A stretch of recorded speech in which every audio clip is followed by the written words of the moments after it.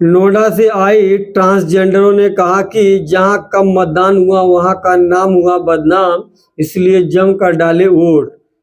आपको बता दें कि मतदान प्रतिशत कम होने को लेकर नोएडा से आई ट्रांसजेंडरों ने विकास भवन सभागार में बैठक की गई। उन्होंने कहा कि गर्मी हो या बारिश की बौछार, जो भी मतदाता उन्हें हर हाल में मतदान करना चाहिए। हम ट्रांसजेंडर तो इसलिए जुटे हुए हैं कि आप भी आइए और मतदान प्रतिशत बढ़ाने में सहयोग करें। पहले चरणों में जहां कम मतदान हुआ वहां का नाम बदनाम हुआ है।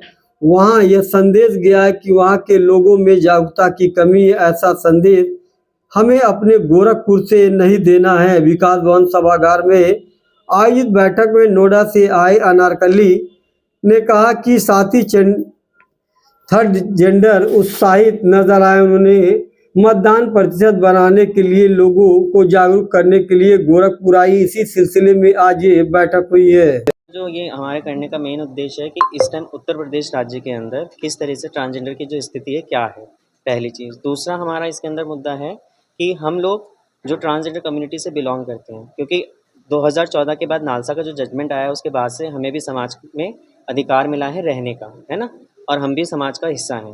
तो उस तरीके से वोट करना भी हमारा एक अधिकार है। तो हम लोग इसके माध्यम से ये जानकारी देना चाहते हैं कि अभी हमारे समाज में बहुत सारे जो यूथ हैं जो वोट करेंगे इस बार, और जिनकी उम्र अगले साल फिर से 18 साल की होगी, तो उन सबको जिन जिन दस्तावेज़ों की ज़रूरत है हम उसके ऊपर भी यहाँ पे बात करेंगे। तीसरा मुद्दा हमारा ये है यहाँ पे मेन कि बहुत सारे डिपार्टमेंट के साथ ना हमारे समाज के लोग जाने में कतराते हैं, बात नहीं कर पाते हैं, है ना। तो जिस तरीके से यहाँ पे एकता जी काम कर रही हैं, है ना, यूपी में रामकली जी काम कर रही हैं, और हम लोग दिल्ली से आए हैं और हम लोग एक नेटवर्क के थ्रू काम कर रहे हैं जिसका नाम है national network for transgender person, है ना, NNTP। तो हम लोग इस तरीके से कंट्री के अंदर, इंडिया के अंदर अलग अलग स्टेट में काम कर रहे हैं, और जो काम हम कर रहे हैं वो यही है कि जो हमारे ट्रांसजेंडर समुदाय के लोग हैं हम उनको किस तरीके से स्ट्रेंथन करके उनका कैपेसिटी बिल्ड करें ताकि वो खुद से आगे आके अपने अधिकारों के लिए बात करें। अभी तक आप लोग इस कई योजनाओं से वंचित रहे।